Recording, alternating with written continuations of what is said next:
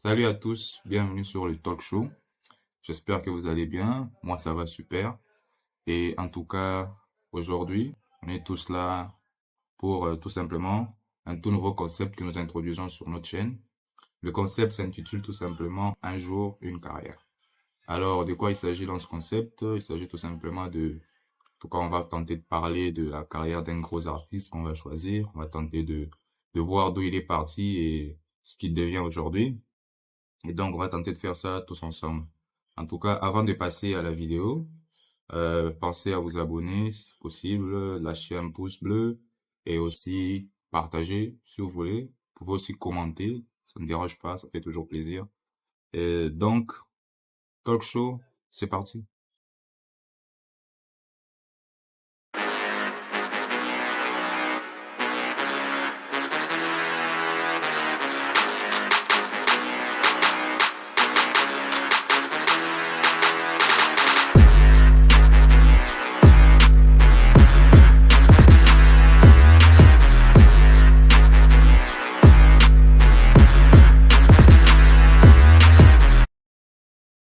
Du coup, nous revoilà tous ensemble aujourd'hui pour ce concept Un jour, une carrière. Pour ce tout premier épisode, il fallait mettre le paquet, il fallait, surtout pour moi en tant que Congolais, il fallait que je parle d'un gros artiste du pays. Du coup, je choisis pas le meilleur, je vais pas entrer dans des polémiques et tout, mais un très très gros artiste, c'est tout simplement Fally Ipupa, que l'on connaît tous ici, je crois tout le monde connaît Fally Ipupa. Tu peux être un fan de Fally, tu connais simplement depuis quelques années, mais tu sais pas d'où il vient. Du coup, je crois que cette vidéo peut toujours t'intéresser. Alors, Fally Ipupa, c'est parti. Fally Ipupa, de son nom complet, Fally Ipupa Simba, né le 14 décembre 1977 à Kinshasa. Ouais, le bouc, il est grand, il est vieux, c'est carrément plus de 40 ans. Ok, à Kinshasa, était un auteur, compositeur, chanteur, danseur, tout ce que vous voulez. Je crois lui, il est dans tout, hein. Peut-être aussi investisseur, je sais pas. Congolais, donc il est congolais comme nous tous. C'est normal qu'il soit danseur. Petite punch, normal. Donc, avant de se lancer totalement dans sa carrière, j'aimerais qu'on puisse un peu revoir Fally Ipupa en chiffres, ce que ça donne. C'est-à-dire, Fally Ipupa, c'est quand même 17 ans de carrière solo. Je répète, 17 ans de carrière solo. C'est 24 ans de carrière musicale. Donc, laisse tomber, frère. 24 ans de carrière musicale. Plus de 900 000 auditeurs sur Spotify. Plus de 3 millions d'abonnés sur sa chaîne YouTube. Plus de 4 millions sur son Insta. Il a je crois, plus de 60 nominations, dont il a quand même actuellement, je crois, il a plus de 50 récompenses. Donc, il a été nominé, je crois, autour de 70 fois et tout. Et il a quand même réussi à rafler dans l'ensemble plus de 50 titres. C'est incroyable, quand même. Je crois qu'on peut se le dire, c'est incroyable quand même. Surtout que c'est un artiste qui est totalement basé à Kin et arriver à faire ce qu'il fait, franchement, c'est juste incroyable. Donc, on va tout de suite commencer avec ses débuts.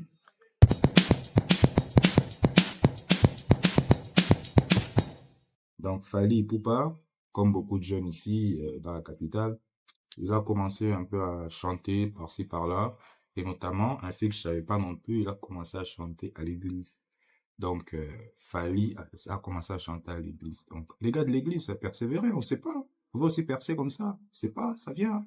C'est peut-être là qu'on apprend les mélos et tout, je sais pas, vu que, apparemment, ça a l'air de porter ses fruits, notamment même Tiakola, il a commencé là-bas et, actuellement, il gère bien le truc. Donc, il chante un peu à l'église par-ci par-là dans la rue au tout début. Et puis ensuite, après, on arrive en 1997. Donc, en 1997, le gars, il est alors âgé de 20 ans. 20 ans, donc. À cet âge-là, il rejoint un groupe qui est créé par Mossin Malanda et Faustin. J'espère que je prononce bien. Euh, c'est un petit groupe qu'il crée, un petit groupe là où ils chantent et tout ça. C'est un groupe qui prospère. Et en 1999, le groupe sort donc un projet, un album en tout cas, intitulé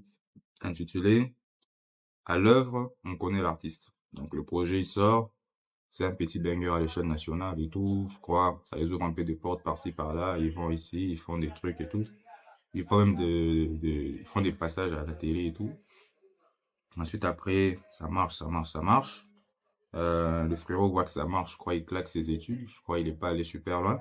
Il claque ses études, il se consacre totalement à la musique. Et donc, il y va. Euh, le truc a donc bien marché. Fally est motivé et tout. Il pense sortir un deuxième album avec ce groupe-là. Mais il se fait que une grande partie des membres vont le lâcher pour aller créer ce qu'on appelait le quartier latin Academy. Donc, ça va se faire à Paris. Donc, le groupe est sans dessus dessous, donc la moitié des gens sont partis et tout ça. On peut dire qu'ils se retrouvent presque seuls. T'imagines, tu es dans un groupe et tout, t'avais des bougs, ils étaient avec toi. Ensuite, après, ils te lâchent alors qu'ils étaient quand même sur une belle lancée et tout.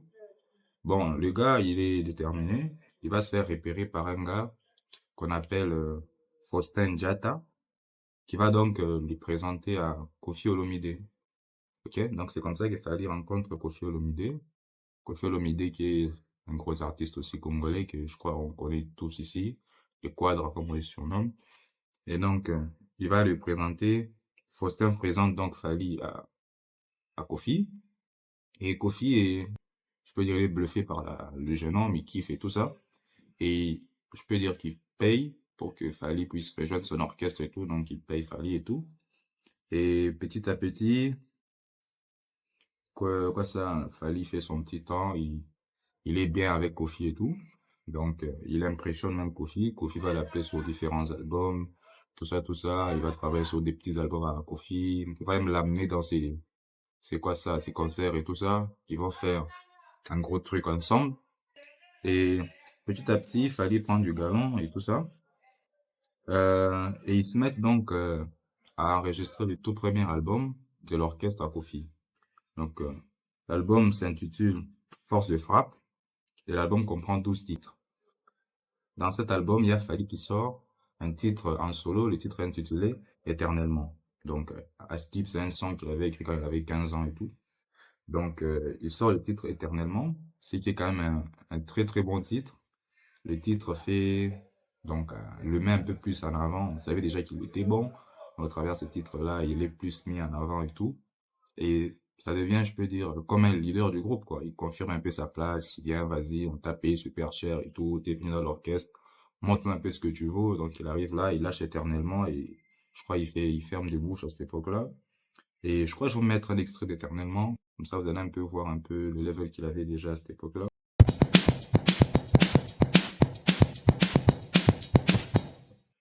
Et puis ensuite, après, euh, on arrive, entre, on arrive en 2005. Donc, entre 2005 et 2006. Qu'est-ce qui se passe là?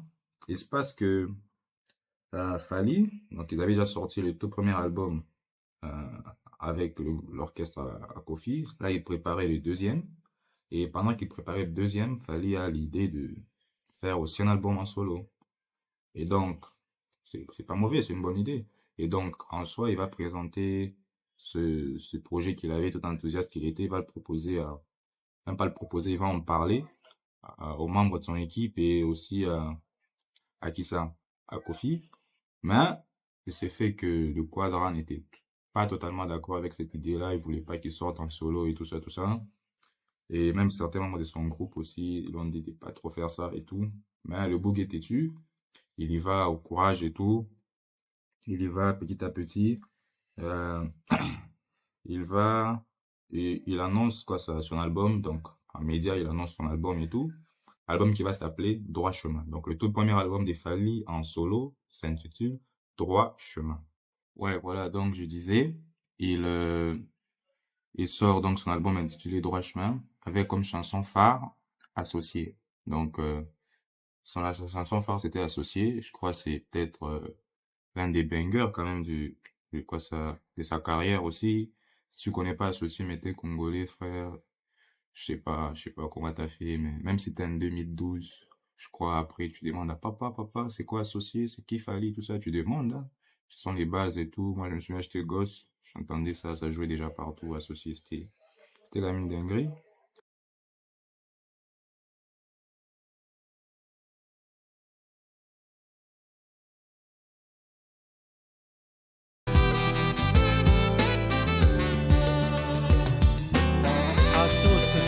Associé, l'empereur Tchatchombala Khashoggi. Ah, badiame belé lokola paraprise à car arrière et panzani. Mais pesa pe bolingoti.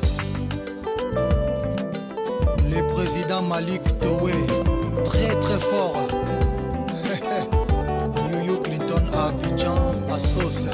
Associé Nangaï, Talanenge Manako e Boilo Kuta e refoulé pa ya miso. Miso pelo kula ya lobakate atangisi be mai. Yibi mobimba kotelinga ina midi. Et donc, après ça, il faut savoir qu'à cette époque-là, Fally n'a pas de label. Tu vois, donc il travaille sans label. Il est simplement sous l'aile de Koffi Olomide qui, lui, a un label. Qu'est-ce qui se passe? Donc, Fally décide d'aller maintenant, à son tour, signer donc un label. Attendez que je retrouve un peu les noms du label. Le label s'appelle Oboou Music. Je crois que je prononce bien. C'est un peu je crois que ça doit être un ivoirien, tout ça, en langue ivoirienne, je comprends pas, je sais pas si la prononciation est bonne. C'est un label, justement, d'un ivoirien du nom de David Monceau, qui produit des grands artistes à cette époque-là, dont Koffi Olomide. Donc, je sais pas si vous captez le boug. Déjà que Koffi voulait pas qu'il sorte un album, non seulement ça, mais après, il va signer dans le même label que lui. Vous imaginez un peu? Du coup, je crois que ça énerve encore plus Koffi. Mais il fallait courageux qu'il est, il continue quand même à travailler dans le quartier latin, donc il est toujours sur l'album du quartier latin. En même temps, il travaille aussi sur son album, donc il fait les deux, tout ça, tout ça. Et on arrive le 10 juin 2006. Je crois que c'est peut-être la date la plus mémorable pour Fally Ipupa lui-même. Le 10 juin 2006, qu'est-ce qui se passe? Il se passe tout simplement qu'il sort son album Droit Chemin. Et je sais pas si je peux dire, si je peux dire ça, mais je crois le succès de cet album, il est tout simplement incroyable. Je crois, peut-être à l'époque, ça aurait pu être le premier, hein. Le succès de cet album est incroyable sur tous les continents. Donc, sur tous les continents africains, cet album, je peux dire, c'était un truc de ouf, tu vois. Et l'album fait plus de 85 000, donc il y a plus de 85 000 exemplaires qui sont vendus pour l'album. Pour vous dire à quel point juste c'était incroyable.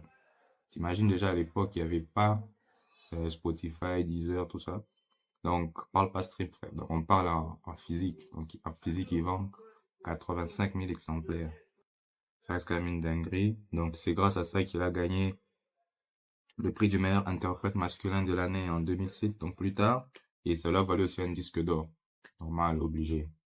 Donc, avec le succès de son album, il décide de quitter l'orchestre de Koffi Olomide, donc le quartier latin décide de le quitter. Et il se lance en solo. Et donc, en se lançant en solo, je crois, une année après, le 7 avril 2007, il devient le tout premier artiste congolais de sa génération à se produire à l'Olympia de Paris. Donc lui, je crois, lui dans sa carrière, qui est des premiers. Au final, il va se retrouver que premier, c'est normal.